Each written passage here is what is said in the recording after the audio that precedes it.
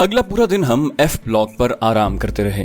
दोपहर के वक्त हमने सूबेदार रमजान से डी ब्लॉक का रास्ता मालूम कर लिया था, जहां 1 अल्फा हमारा मुंतजिर था। उसने दूर एक पहाड़ी की जानिब इशारा किया और साथ हमें वहां तक जाने के रास्ते के बारे में तफसील से बता दिया। अगली सुबह का इंतजार करने के बजाय हम शाम का खाना खाकर ही डी ब्लॉक का रास्ता नापने लगे। अमेरिकन स्नाइपर का कंपस मेरे पास मौजूद था। यूं भी उसकी घड़ी में भी एक जदीद कंपस फिट था। डी ब्लॉक का फासला वहां से 9-10 किलोमीटर के बकदर था। वो पोस्ट एफ ब्लॉक से ज्यादा ऊंचाई पर वाक़ थी। कंपस की मदद से हम ऊंचे नीचे रस्तों और खुश्क तर नालों को उबूर करते हुए रात 12 बजे के डी ब्लॉक के करीब पहुंच गए थे। संतरी को अपनी पहचान करवाने के थोड़ी देर बाद ही हम 1 अल्फा से मुआनिका कर रहे थे। वो 35-36 साल का खुशशक्ल जवान था। उसका ताल्लुक एक खुफिया एजेंसी से था। उसका रैंक मेजर और नाम औरंगजेब खटक था। वो हमसे बड़े तबाक से मिला। गुज़श्ता दिन की तफसील सुनकर उसने हमें एक बार फिर शाबाश दी और मतलब की बात पर आ गया। कबील खान का ताल्लुक वजीर कौम से है और उसके पास 1500-1600 का लश्कर है।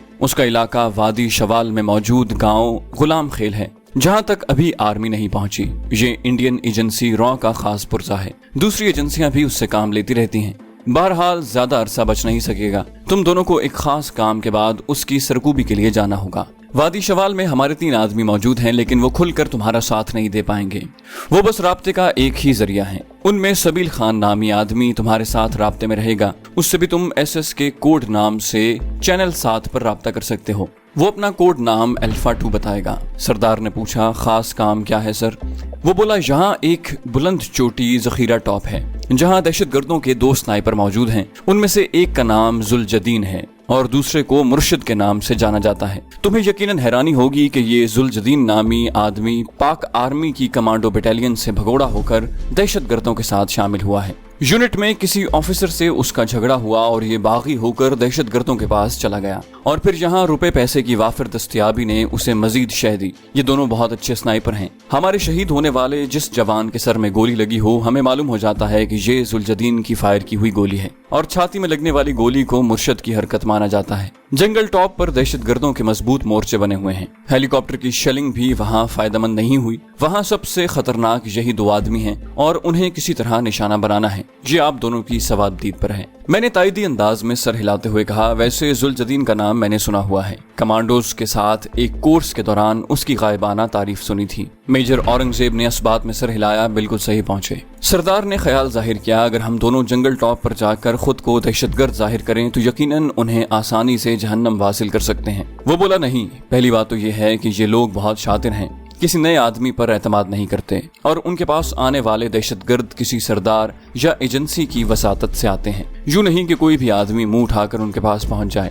हमारे जो आदमी उनमें शामिल हुए हैं वो भी हमने जाने कितनी मुश्किलों से उनका हिस्सा बनाए हैं। दूसरा जो आदमी करीब जाकर किसी दहशतगर्द को हलाक करेगा, खुद उसका बचना भी नामुमकिन हो जाएगा और मैं तुम दोनों जैसे तरबियत याफ्ता और बेहतरीन स्नाइपर्स को इतने सस्ते में कुर्बान नहीं कर सकता। मैंने कहा, वैसे जखीरा टॉप के करीब कोई ऊंची चोटी मौजूद नहीं है। वो बोला, जीरा केल से शुमाल की जानिब एक बुलंद चोटी वच्चा नराय है, जिसका जखीरा पोस्ट से हवाई फासला 1.5 किलोमीटर से कुछ ज्यादा ही है। लेकिन वो ऐसी जगह है जहाँ फौज पोस्ट नहीं बना सकती, क्योंकि एक तो पानी का नजदीक तरीन चश्मा भी उससे उतनी ही दूर है कि रोजमर्रा जरूरियात का पानी वहाँ तक पहुँचाना निहायत मुश्किल हो जाता है। इसी तरह वहाँ गाड़ी का रास्ता भी मौजूद नहीं है, इसलिए राशन भी जखीरा नहीं किया जा सकता। उसके बेस में पोस्ट बनाने में ये कबाहत है कि दहशतगर्द आर्जी तौर पर वच्चा नराई की चोटी पर चढ़कर आर्मी को निशाना बना सकते हैं। इस तरह की चंद और मजबूरियां भी हैं। अलबत्ता तुम लोग उस चोटी को आर्जी तौर पर अपने मकसद के लिए इस्तेमाल कर सकते हो और यकीनन उसके लिए तुम्हें हैवी स्नाइपर भी दस्तयाब होगी,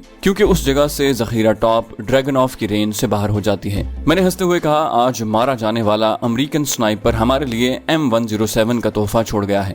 मेजर औरंगजेब के लहजे में हैरानी थी। M107? मैं वजाहत करते हुए बोला, जी ये भी हैवी स्नाइपर ही है। वो बोला, तुम लोगों के पास नजर तो नहीं आ रही?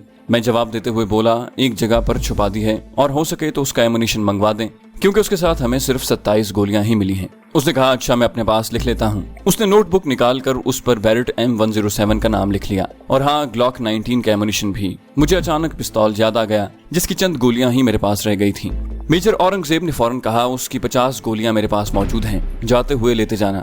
शुक्रिया सर, मैंने इत्मीनान भरा सांस लिया। उसने मेरी कलाई पर बंधी घड़ी की तरफ इशारा किया। मेरा ख्याल है ये घड़ी भी तुम्हें अमेरिकन स्नाइपर ही से हाथ लगी है। मैंने इस बात में सर हिलाया, जी सर, अगर आपको पसंद है तो आप रख लें। اس نے انکشاف کرتے ہوئے کہا میں ضرور رکھتا اگر تمہیں اس کی قیمت معلوم ہوتی اور تب تم مجھے یہ پیشکش کرتے. یہ گھڑی پاکستانی کرنسی میں کم از کم 1.5 لاکھ کی ہوگی. میں نے کہا سر ابھی چند ماہ پہلے جب ہم امریکہ میں سنائپر کورس کر رہے تھے اس وقت اس کی قیمت 3000 امریکن ڈالر کے قریب تھی. آپ نے تو اس کی قیمت آدھے سے بھی گھٹا دی. میری بات سن کر اس کے چہرے پر خفت بھرے تاثرات نمودار ہوئے. معذرت خواہ ہوں، میں نے محتاط اندازے کے مطابق کہا تھا. میں نے کہا کوئی بات نہیں سر، یہ لیں. میں نے گھڑی کلائی سے اتار کر اس کی جانب بڑھائی. میرا خیال ہے اپنے الفاظ کا پاس آپ ضرور رکھیں گے. اس نے حیرانی سے پوچھا کن الفاظ کا؟ میں نے کہا یہی کہ اگر مجھے اس گھڑی کی قیمت معلوم ہوتی اور میں تب بھی آپ کو تحفہ دینا چاہتا تو آپ ضرور قبول کرتے. وہ پھیکی مسکراہٹ سے بولا میں نے سوچا شاید تم ناواقفیت کی بنا پر مجھے دے رہے ہو. میں نے کہا نہیں، میں اس لیے آپ کو دے رہا ہوں کہ آپ کے ہاتھ پر یہ اپنی پہچان کروا سکے گا. ہم جیسے لوگ اگر اتنی قیمتی گھڑی باندھ لیں تو دیکھنے والے اسے نقل ہی سمجھتے ہیں. وہ بولا شکریہ ذیشان. اس مرتبہ وہ گھڑی میرے ہاتھ سے لے کر اپنی کلائی پر باندھنے لگا. میں نے جیب سے اپنی پرانی گھڑی نکال کر کلائی پر باندھ لی تھی. میجر اورنگزیب نے گفتگو کا رخ ہمارے مشن کی طرف موڑ دیا. اچھا ہم ذخیرہ ٹاپ کی بات کر رہے تھے. میں نے کہا سر اتنی دور سے ہمیں پہچان کیسے ہوگی کہ فلاں شخص ذوالجدین ہے یا مرشد ہے؟ میں نے کافی دیر سے ذہن میں کلبلاتے سوال کو الفاظ کی صورت میں ڈھالا. اس نے اسبات میں سر ہلاتے ہوئے میرے سوال کو پسندیدگی کی سند سے نوازا. اچھا سوال ہے. ذخیرہ ٹاپ سے ہماری پوسٹ ای بلاک اور شاہجہاں شہید پوسٹ پر زیادہ فائر آتا ہے. مذکورہ دونوں پوسٹوں پر کوئی آدمی آڑ لیے بغیر حرکت بھی نہیں کر سکتا اور ذخیرہ ٹاپ میں ان سنائپرز ہی کی وجہ سے ان دونوں پوسٹوں پر ایک مورچے سے دوسرے مورچے تک کی فائری خندقیں کھودی گئی ہیں. اب ہوگا یہ. وہ ہمیں اپنا منصوبہ بتانے لگا. اس کی بات ختم ہوتے ہی ہم دونوں نے بیک زبان ہو کر کہا سمجھ گئے سر. اس نے اطمینان بھرے لہجے میں کہا گڈ، اور پھر مزید معلومات ہمارے گوش گزار کرنے لگا. ہم صبح کی نماز پڑھ کر ہی سو پائے تھے. اگلے دن شام کا کھانا کھا کر ہمیں رخصت کرتے وقت میجر اورنگزیب نے کہا میں اگلے 10 دن یہی ہوں، اس کے بعد شاید میں وانا چلا جاؤں، لیکن کسی نہ کسی کی وساطت سے تمہیں میرے احکام اور ہدایات ملتی رہیں گی. ٹھیک ہے سر کہہ کر ہم نے اس سے الوداعی معانقہ کیا اور وہاں سے روانہ ہو گئے. ڈی بلاک سے لگی نرائے کا زمینی راستہ 15-16 کلومیٹر سے زیادہ بن رہا تھا. ہم نے وہاں سے لگی نرائے کا ہی رخ کیا تھا کیونکہ اس کے دامن میں ہم نے بیرٹ M107 چھپائی ہوئی تھی. اس کے بغیر تو وچا نرائے سے ذخیرہ ٹاپ پر فائر کرنا ناممکن تھا. صبح کے 3 بج رہے تھے جب ہم وہاں پہنچے. وہاں رکے بغیر ہم نے بیرٹ M107 لی اور وہیں سے وچا نرائی کی طرف بڑھ گئے. ڈریگن آف رائفل بھی میں نے وہیں نہیں چھوڑی تھی کیونکہ بیرٹ M107 سے فائر کرنے کے بعد اس کو میں نے کہیں چھپا دینا تھا. یہ رائفل ہمیں کسی خاص موقع ہی پر ضرورت پڑنا تھی ورنہ ڈریگن آف کی رینج میرے لیے کافی تھی. ویسے بھی اس کا وزن ڈریگن آف سے کافی زیادہ تھا اور اتنی وزنی رائفل کو ہر وقت ساتھ پھرانا آسان کام نہیں تھا جبکہ اس کی ضرورت بھی کبھی کبھی پڑنا تھی. طلوع آفتاب تک ہم وچا نرائی کے دامن میں پہنچ گئے تھے. ایک مناسب غار ڈھونڈ کر ہم نے اپنا سامان وہیں رکھا. سردی اتنی زیادہ نہیں تھی کہ ہمیں آگ جلانے کی ضرورت پڑتی. یوں بھی اپریل کا مہینہ ختم ہونے کو تھا. بلندی پر البتہ اچھی خاصی سردی پڑ رہی تھی. خاص کر تیز ہوا سردی کی شدت کو بڑھا دیتی تھی. نومبر دسمبر میں تو برف باری شروع ہو جاتی ہے. سردار کو آرام کرنے کا کہہ کر میں M107 کو بیگ سے نکال کر جوڑنے لگا. رائفل کو مکمل جوڑ کر میں غار کے دھانے پر آ گیا. غار کے سامنے کافی گھنے درخت تھے. درختوں کے ساتھ ایک چھوٹی سی ٹیکری پر لیٹ کر میں نے 500 میٹر کے فاصلے پر ایک چھوٹا پتھر چنا اور مطلوبہ رینج لگا کر ایک گولی فائر کر دی. اعلیٰ کوالٹی کی سائلنسر کی وجہ سے ہلکی سی ٹھک کی آواز آئی تھی. وہ پتھر 2-3 ٹکڑوں میں بٹ کر بکھر گیا تھا. ہر سنائپر اپنی رائفل کی صفر کاری اپنے طریقے سے کرتا ہے. صفر کاری کا مطلب ہے رائفل کو درست نشانہ لگانے کے لیے جانچنا، اور ضروری نہیں کہ ایک سنائپر کی صفر کی ہوئی رائفل سے دوسرا سنائپر بھی درست نشانہ لگا پائے کیونکہ ہر انسان کی ماسٹر آئی مختلف ہوتی ہے. اس کے باوجود امریکن سنائپر کی صفر کی ہوئی رائفل حیرت انگیز طور پر میرے مزاج کے موافق تھی. بہت سے لوگ شاید نہ جانتے ہوں کہ ماسٹر آئی ہوتی کیا ہے. فائر کرتے وقت ہر شخص کو ایک آنکھ بند کر کے فائر کرنا پڑتی ہے اور درست فائر کے لیے ضروری ہے کہ ہر فائرر اپنی ماسٹر آئی کھول کر فائر کرے. ضرورت تو نہیں، لیکن آپ کی معلومات کے لیے ماسٹر آئی معلوم کرنے کا طریقہ درج کرتا ہوں. اپنا بایاں بازو مکمل کھل کر اپنی شہادت کی انگلی کھڑی کریں. اپنی دونوں آنکھیں کھلی رکھتے ہوئے اس انگلی سے کسی بھی نشانے پر شست لیں. اب باری باری اپنی دونوں آنکھیں بند کر کے دیکھیں کہ کس آنکھ کو کھلا رکھتے ہوئے اس نشان پر شست برقرار رہتی ہے. بس وہی آپ کی ماسٹر آئی ہے. ایک گولی 1000 میٹر کے فاصلے پر فائر کر کے میں نے رائفل کے صفر ہونے کا یقین کیا اور واپس غار میں پلٹ آیا. بیگ کھول کر سامان کا جائزہ لیتے ہوئے میں بے اختیار اپنا سر پیٹنے لگا. اس میں رکھی NSV-80 کلپ آن نائٹ ویژن سائٹ میرا منہ چڑھا رہی تھی. 2-3 दिन पहले जेडा किल पर अगर ये साइट हम इस्तेमाल करते तो रोशन खान पार्टी के कई बंदों को निशाना बना सकते थे। हालांकि अमेरिकन स्नाइपर से सामान कब्जा करते वक्त मैंने अच्छी तरह NSV-80 clip on night vision site को देखा था, लेकिन जब जरूरत पड़ी उस वक्त ये साइट जहन से निकल गई थी। ये एक बेहतरीन साइट है और स्नाइपर राइफल पर लगाकर उससे रात के अंधेरे में भी फायर किया जा सकता है। बहरहाल जो बेवकूफी होना थी वो तो हो चुकी थी, उस पर मातम करने का कोई फायदा नहीं था। गार के ठंडे फर्श पर पांव पिसार कर मैंने अपने सफरी थैले से चनों के बने हुए ग़िज़ाइयत से भरपूर बिस्किट निकाल कर खाने शुरू कर दिए। बिस्किट खाकर मैंने गार से बाहर जाकर खुश्क लकड़ियां इकट्ठी की और आग जलाकर चाय बनाने लगा। सरदार अपनी मर्जी से दोपहर को 12 बजे उठ गया था। उसके बिस्तर से निकलते ही मैं लेट गया। थकावट से यूं भी आंखें बंद हो रही थीं। सरदार की आवाज देने पर आंखें खुली तो शाम का मलगजा अंधेरा छा चुका था। रात के वक्त वचा नराई की बुलंदी तय करने का कोई फायदा नहीं था।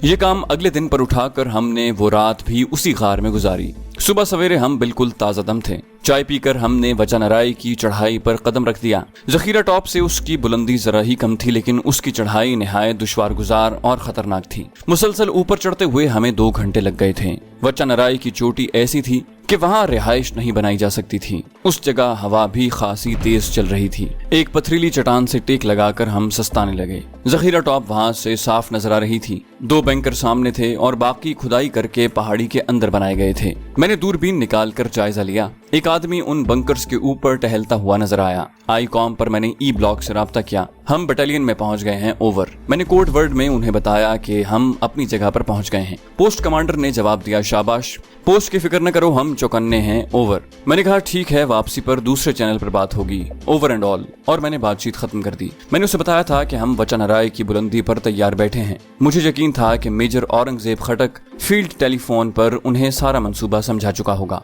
मैंने कहा, सरदार तैयार हो जाओ। बैरेट M107 की 2 पाई खोलकर मैंने मुनासिब जगह पर लगाई और राइफल कॉक करके उसके पीछे लेट गया। सरदार ने सबसे पहले तो लेजर रेंज फाइंडर निकालकर फासला नापा, 1710 मीटर, और उसने LRF आंखों से हटाई और विंड मीटर निकालकर हवा की रफ्तार नापने लगा, 15 किलोमीटर फी घंटा। हवा की रफ्तार बताकर वो विंड चार्ट देखने लगा। इस दौरान मैं जखीरा पोस्ट का जाविया देखने लगा। जखीरा पोस्ट हमसे बुलंद थी और फायर करते वक्त बुलंदी, गहराई और मुतवाजी हदफ पर फायर करने के अलग अलग तरीके हैं।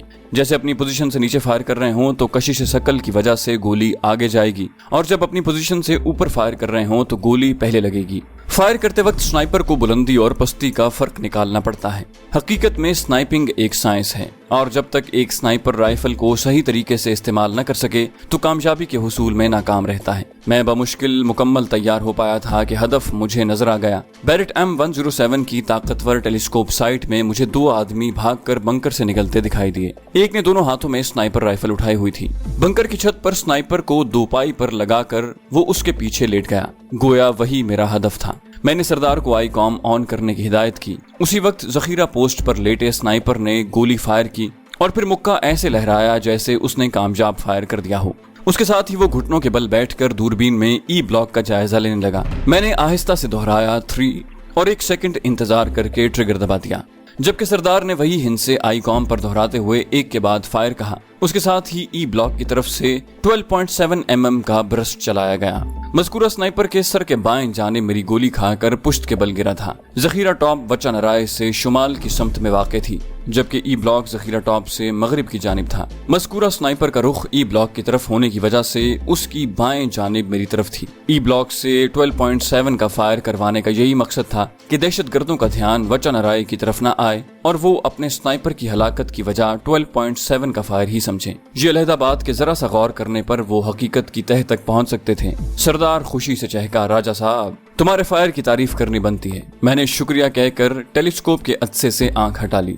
वो अपने साथी की लाश लेकर नीचे उतर गए थे। सरदार से आईकॉम लेकर मैं ई ब्लॉक को पुकारने लगा, control for E block, over. E block for control, हमारा एक आदमी स्नाइपर की गोली से शहीद हो गया है, ओवर। मैंने कहा, हमें तो 12.7 mm की फायर की आवाज सुनाई दी थी, ओवर। ठीक है, मोहतात रहो, एक ही संतरी को गोली लगी है, दूसरे को नहीं, ओवर। मैंने कोड वर्ड में बता दिया कि एक स्नाइपर को मैं कामयाबी से निशाना बना चुका हूँ। ठीक है सर, हम फिलहाल शहीद होने वाली की लाश को अगली पोस्ट तक पहुंचाने का बंदोबस्त करते हैं, ओवर। कल तक खुदा हाफिज, ओवर एंड ऑल। मैंने उसे बता दिया कि अगली कार्रवाई कल होगी। चूंकि आईकॉम वगैरह पर गुफ्तगू बिल्कुल महफूज नहीं थी और हर वक्त किसी और के सुनने का खदशा रहता है, इसलिए हमने सारी गुफ्तगू यूं की कि अगर कोई सुन भी रहा हो तो वो यही समझे कि आर्मी का आदमी दहशतगर्दों की गोली का निशाना बन चुका है। हालांकि हकीकत में ऐसा कुछ नहीं था। उन्होंने कपड़ों और रुई वगैरह से इंसान के ऊपरी जिस्म का पुतला बनाया था, यूं कि उसे मुकम्मल संतरी का रूप दिया गया था। कमर से नीचे एक डंडा बांधकर एक आदमी उस डंडे को पकड़कर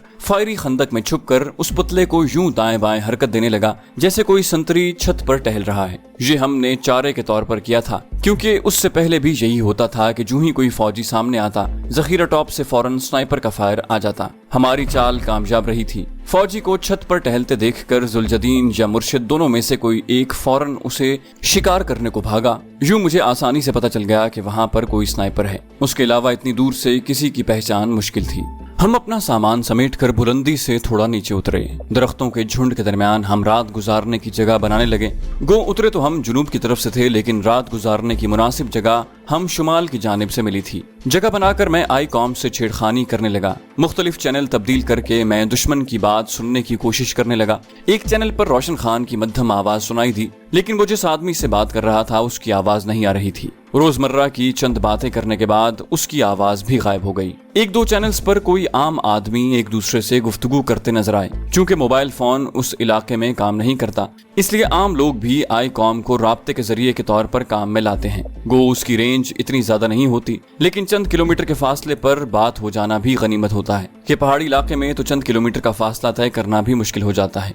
मैं ज्यादा देर उस शुगल को जारी न रख सका। यूं भी खामखा आईकॉम की बैटरी को इस्तेमाल करना मुनासिब नहीं था। रात को हमने आग जलाए रखी। अगले दिन 11:30 बजे के करीब हम दोबारा बुलंदी के सफर पर रवाना हुए। वापसी के लिए हमने वही रास्ता इस्तेमाल किया जिससे नीचे उतरे थे। अपनी जगह पर हम पहुंचने ही वाले थे कि शू की आवाज के साथ एक गोली मेरे काफी करीब से गुजर गई। हमारे अकब में मौजूद चट्टान से टकराई। मैंने लेटने में देर नहीं लगाई थी। गोली के पत्थर से टकराने की आवाज सरदार भी सुन चुका था। वो भी फौरन जमीन बोस हो गया। सरदार इत्मीनान भरा सांस लेते हुए बोला, बाल बाल बचे हैं राजा साहब। मैंने कहा, यकीनन ज्यादा फासले की वजह से निशाना खता हुआ है। सरदार ने नफी में सर हिलाया, नहीं, वो बेवकूफ बेसब्री का मुजाहरा कर गया है। अगर वो हमारे रुकने का इंतजार कर लेता तो शायद कामयाब हो जाता। रींग कर पत्थर की आड़ लेते हुए मैंने बैरेट M107 की टेलीस्कोप साइट के डस्ट कवर उतारे और जखीरा टॉप का जायजा लेने लगा। यकीनन अपने साथी के सर की बाएं जानिब लगी हुई गोली की वजह से उन्हें मालूम हो गया था कि उन पर किस जानिब से फायर किया गया है।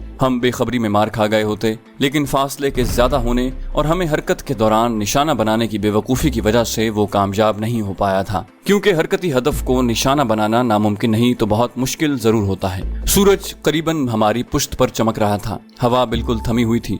जल्द ही मुझे टेलीस्कोप साइट के शीशे की चमक दिखाई दे गई थी। मुखालिफ स्नाइपर करीबन छत से चिमटा हुआ था, लेकिन उसकी टेलीस्कोप साइट का शीशा अपनी चमक की वजह से वाज़े नजर आ रहा था। उसी वक्त एक और गोली हमारे सामने पत्थर की जड़ में लगी। मेरी राइफल की टेलीस्कोप साइट पर अभी तक गुज़श्ता कल वाली एलिवेशन और डिफ्लेक्शन लगी हुई थी। कल चूंकि काफी हवा चल रही थी, इसलिए मैंने डिफ्लेक्शन नॉब को विंड चार्ट की रीडिंग के मुताबिक घुमा दिया था। आज हवा साकिन थी। मैंने फौरन डिफ्लेक्शन नॉब को घुमाकर 0 रीडिंग पर लगाया और दुश्मन की टेलीस्कोप साइट के अदसे पर शिस्त बांध ली, क्योंकि टेलीस्कोप की आई ग्लास पर लाजिमन स्नाइपर की आंख ने होना था।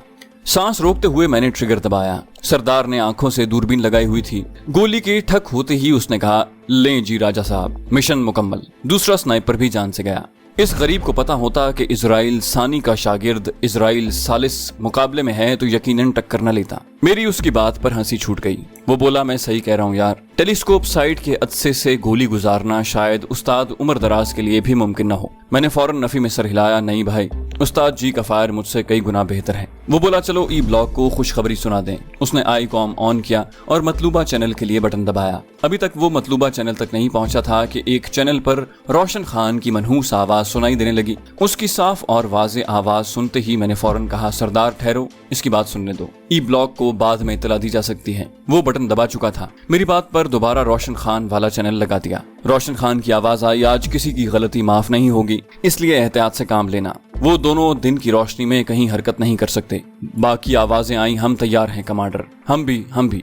मुख्तलिफ आदमी वक्फे वक्फे से अपने तैयार होने का ऐलान करते गए। मैंने धड़कते दिल के साथ सरदार की तरफ देखा। सरदार, तुमने वही सुना जो मैंने सुना? मेरी बात का जवाब दिए बगैर उसने दूरबीन आंखों से लगाई और वचनराय के दामन में फैले दरख्तों की तरफ गौर से देखने लगा। आवाज आई, अब होशियारी से ऊपर की तरफ बढ़ो और खुद को हद्दुल वसा छुपा कर रखो। उन दोनों में से कम एक ऐसा जरूर है जिसका निशाना बेदाग है। अभी अभी मुझे जखीरा टॉप से खबर मिली है कि मुर्शिद को आंख में गोली लगी है। दूरबीन से आंखें हटाते हुए सरदार ने संजीदगी से पूछा, राजा साहब, मरने से पहले कौन सी दुआ पढ़ी जाती है? मैंने सर खुजाते हुए जवाब दिया, मुसलमान तो कलिमा शहादत पढ़ते हैं। वो बोला, तो पढ़ लो भाई, रात के अंधेरे में तो निकल गए थे, अब वो यकीनन नहीं छोड़ेंगे। मैंने कहा, इतनी भी क्या जल्दी है, पहले उन्हें तो याद करा लें कलमा शहादत। मैं इतनी आसानी से हार मानने के लिए तैयार नहीं था। मैंने पूछा, ये बताओ तुम्हारे पास कितनी गोलियां हैं? वो बोला, क्लैशनकोफ की 3 मैगजीन हैं, भरी हुई हैं, और 30 बोर की भी शायद 30 गोलियां मौजूद होंगी। वो बोला, काफी हैं। ड्रैगनऑफ के भी करीबन 90 राउंड मौजूद थे।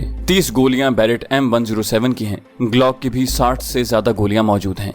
उनकी तादाद भी देखो, सरदार ने परेशानी भरी लहजे में कहा। मैंने कहा, वो गहराई में भी तो हैं। तुम यूं करो कि ड्रैगनऑफ साथ ले जाओ और अकबी जानिब मोर्चा लगाओ। मैं यही जगह संभालता हूँ। आईकॉम पर चैनल 5 पर बात होगी, और याद रहे, एक गोली जाया न जाए। यस बॉस, जिंदा दिल पठान मजाहिया अंदाज में कहते हुए खड़ा हो गया।